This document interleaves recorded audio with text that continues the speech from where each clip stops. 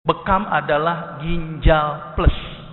Ginjal adalah organ yang mengeluarkan racun-racun atau zat hasil sistem metabolisme yang tidak berguna tetapi larut dalam air. Contohnya apa? Urium, terus kemudian apa? Kreatinin, asam urat, kolesterol. Tapi masalahnya kolesterol tidak larut dalam air sehingga ginjal tidak bisa membuang kolesterol.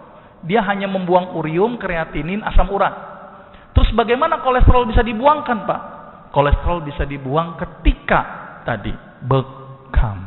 Bekam adalah fase pembuangan ginjal plus. Artinya apa yang dibuang ginjal dibuang juga oleh bekam, tapi apa yang dibuang oleh ginjal yang tidak dibuang sama ginjal tapi dibuang oleh bekam.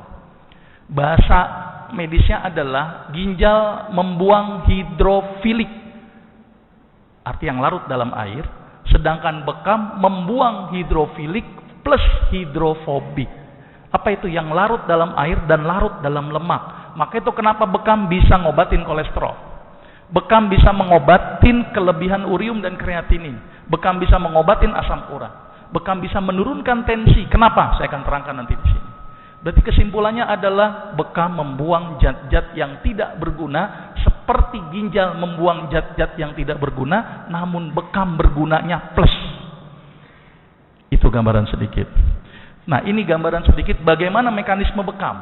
Ternyata ketika bekam tadi fungsinya sama dengan fungsi ginjal. Berarti dia membuang zat yang tidak berguna. Bahasa kerennya pengeluaran CPS. Tetapi ketika ada sentikan cetik, timbul rangsang nyeri.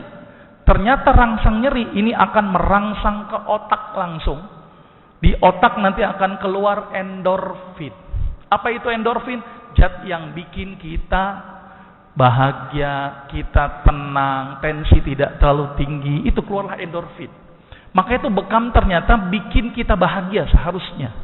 Ditambah lagi ketika di kop, maka semua cairan akan terkumpul di bawah kulit sehingga sensitivitas saraf menjadi tidak sensitif. Maka itu kenapa bekam ketika disuntik itu tidak akan ada timbul nyeri.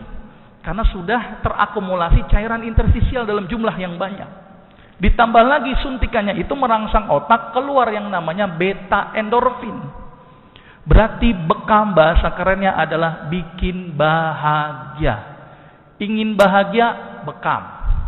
Tapi menjadi tidak bahagia kalau bekamnya lagi mikirin utang. Nah, itu lagi nggak bahagia itu.